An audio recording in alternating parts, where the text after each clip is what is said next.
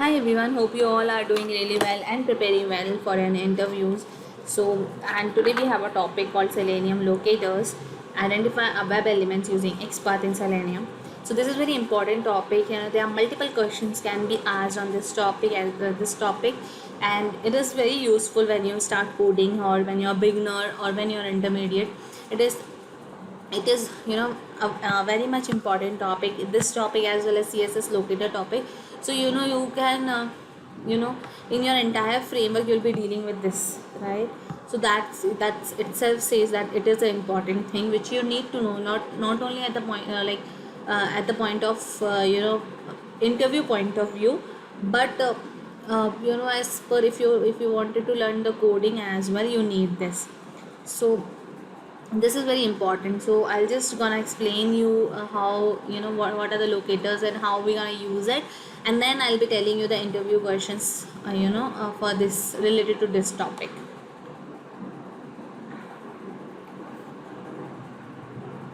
So what is locator? So locators, like locator can be termed as an address, right, that identifies a web element uniquely within the web page.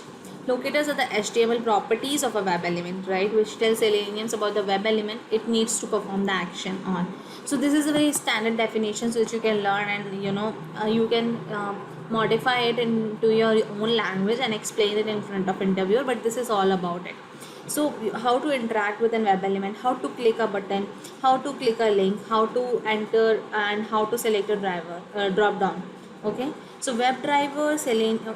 Okay, Selenium WebDrivers interacts with an element. Okay, it interacts with a web element with the use of locators, right? So elements are nothing but a text box, drop down, etc. So what happens is, what are web elements, right? What are web elements? Web elements is in an applications. If you have a user or username and password, or whatever the elements present in an applications, let's say text box, drop down, links, or anything in an application termed as web element, right? So see, there are diverse range of web elements like text box, button, drop down, hyperlink, checkbox, radio button. So everything, there are many things in the web elements, and you can see the DOM HTML structure, right? In an applications, when you clicked on F12, there is a DOM HTML structures are there. So what is that, right?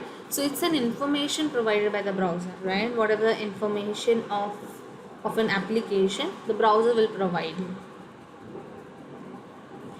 Okay, so there are property of an web elements. Those are the properties of an web elements, right?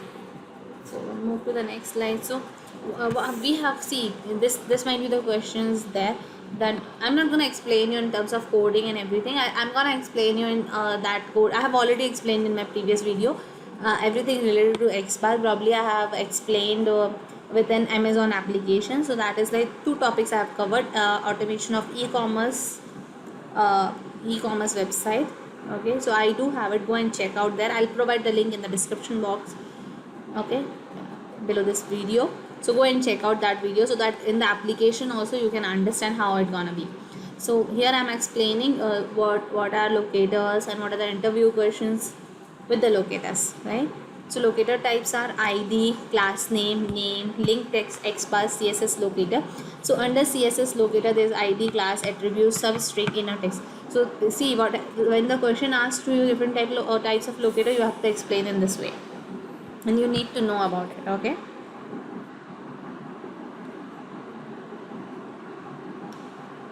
there are 8 locators strategies included in Selenium: identifier, ID, name, link, DOM, XPath, CSS, UI element.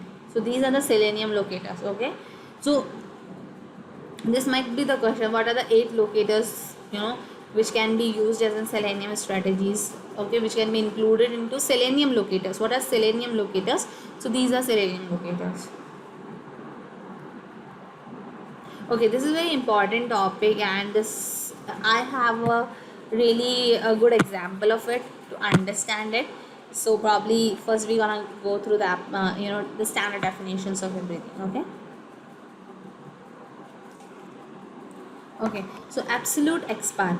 It is a different way to find an element, but the disadvantages of the absolute XPath is that there is any change made in the path of an element, then that XPaths get failed. Okay, so from the root, right, from the root to the from the root uh, to the place, to the location where you wanted, to the web element which you wanted to identify. So from the root, like from the starting of the HTML tag, it may trace it, right? It will give you the trace path of that tree structure. So that is called absolute XPath. So it will start from the root. The key characteristics of XPath is that it begins with a single forward slash. Okay, that also you need to remember, that it's begin with a single forward slash, which means you can select the element from the root node. That's what I was telling you.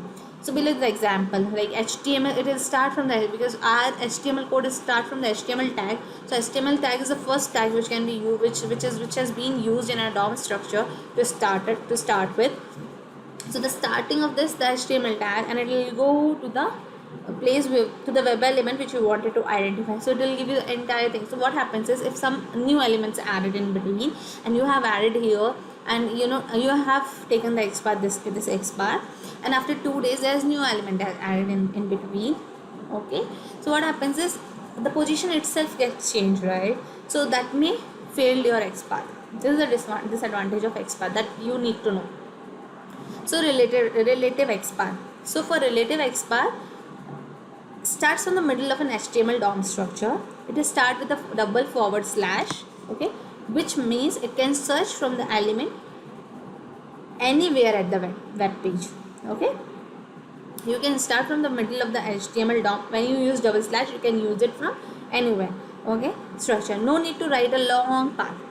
Below is the example of relative XPath expression of the same element shows in the below screen. This is the common format. You can write this one. Okay, id equals to button add actions. Okay, is used to find through relative XPath. So I do have a good example of this.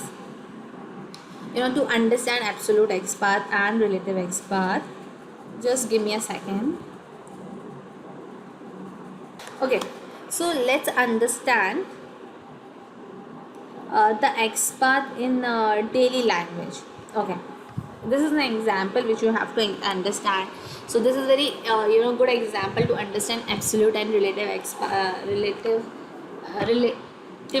so that in an interview when question asks, you may not get confused, because I was getting confused between that, but now I'm able to understand it. And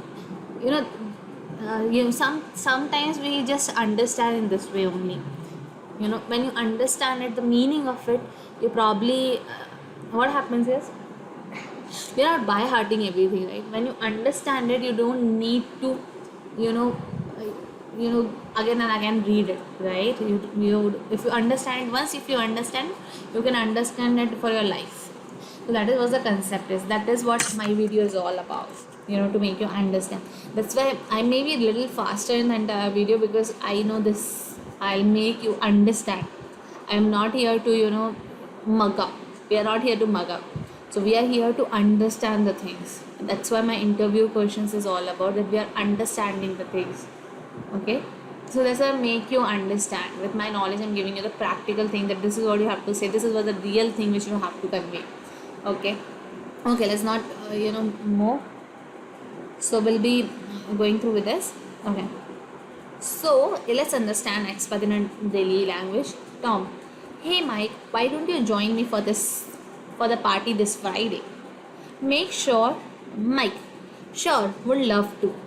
On Friday, Mike gets ready, but then he realizes, oops, how silly, I don't have Tom's current address. Funny, isn't it? So same happens with the script. We want Selenium to write something in the username text box, but how does Selenium know where is the text box?